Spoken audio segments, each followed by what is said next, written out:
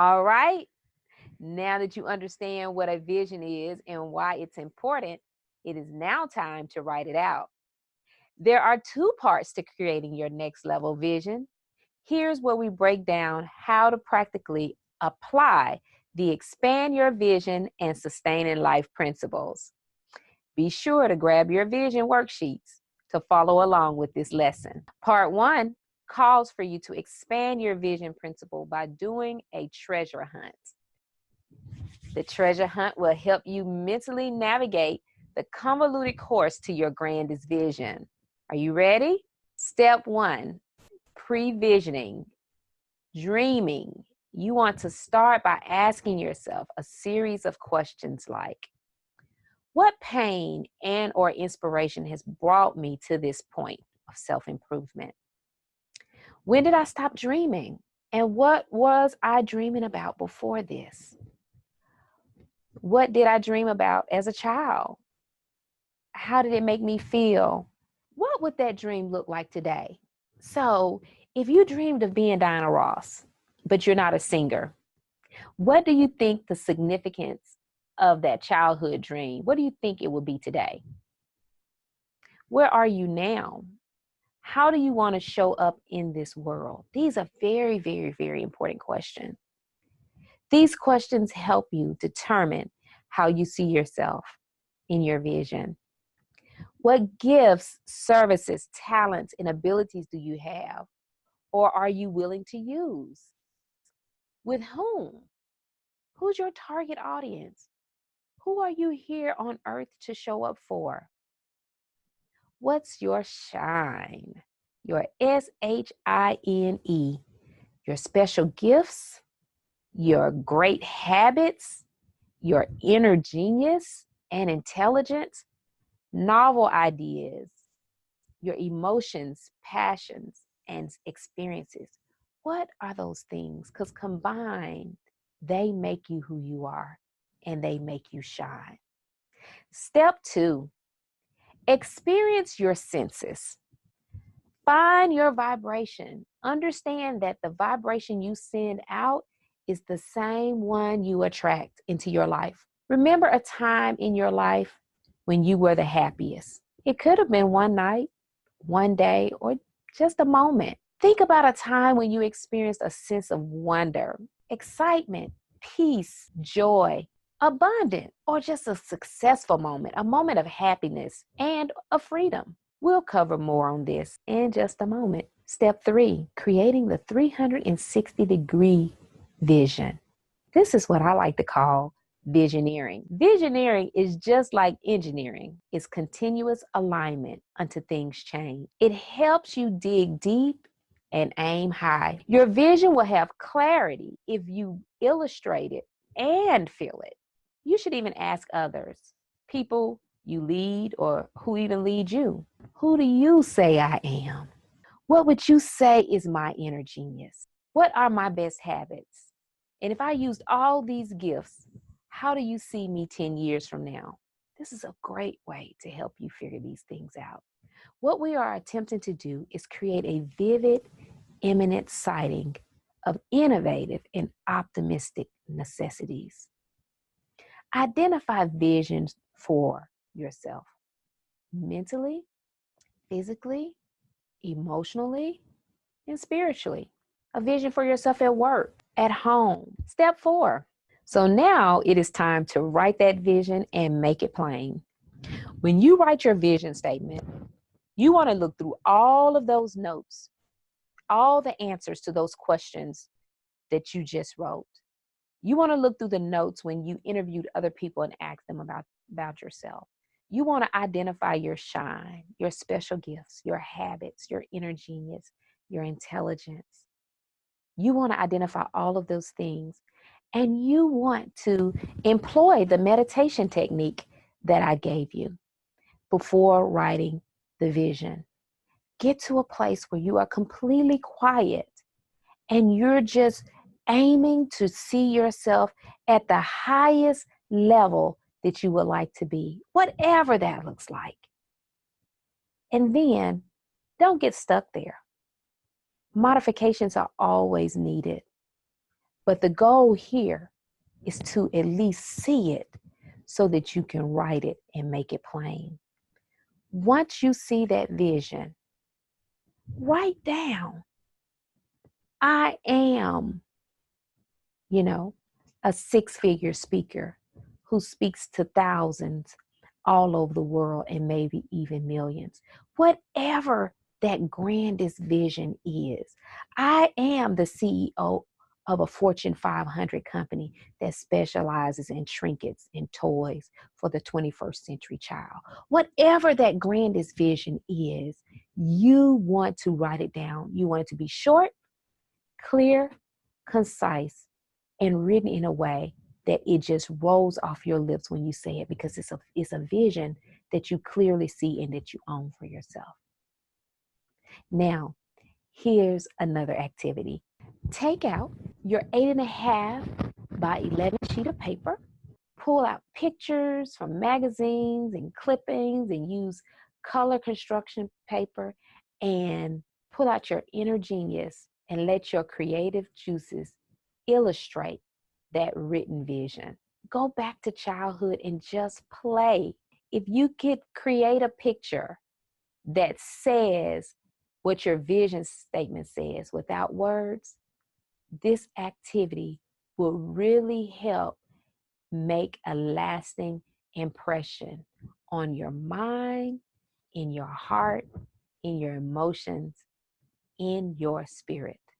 Now, as we move forward, it is time for part 2, sustaining your life principle. Step 1 to that is cracking the code.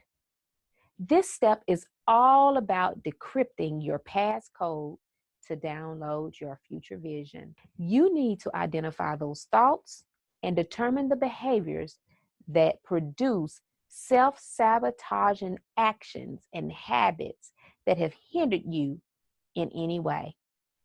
And above all, you've got to tell yourself the truth. Don't hold back on this. You don't have to share it with anybody else, but you must tell yourself the truth. Next, you want to purge. You want to get all of that out.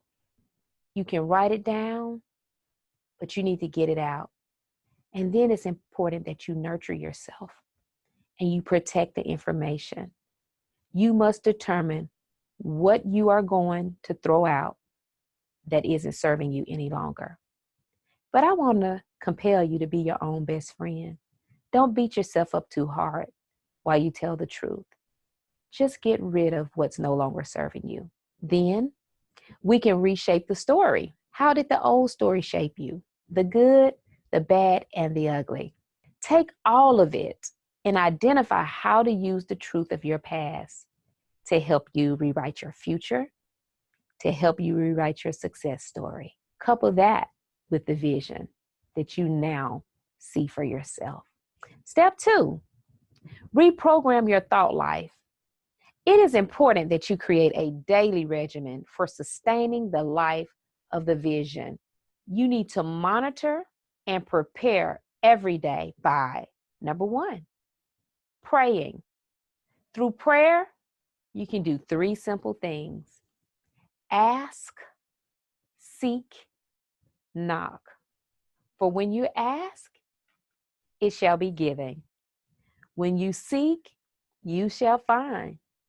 And when you knock, doors are open. It is important that you anticipate the help you need throughout this day, the week, and the month. And ask. Ask in your prayer life. Ask.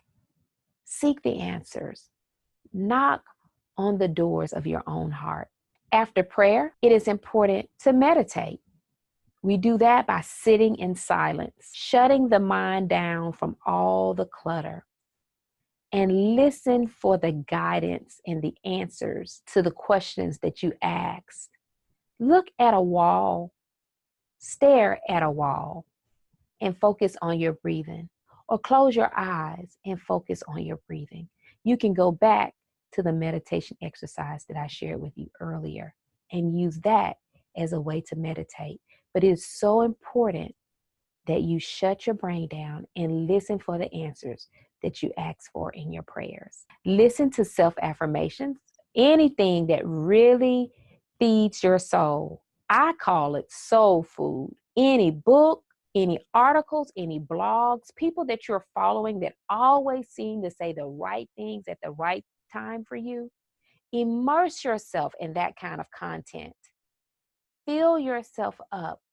Fill those empty spaces. Because remember, you just threw out a lot of things. You decided that this no longer serves me. So you want to fill those spaces with new information that will serve you.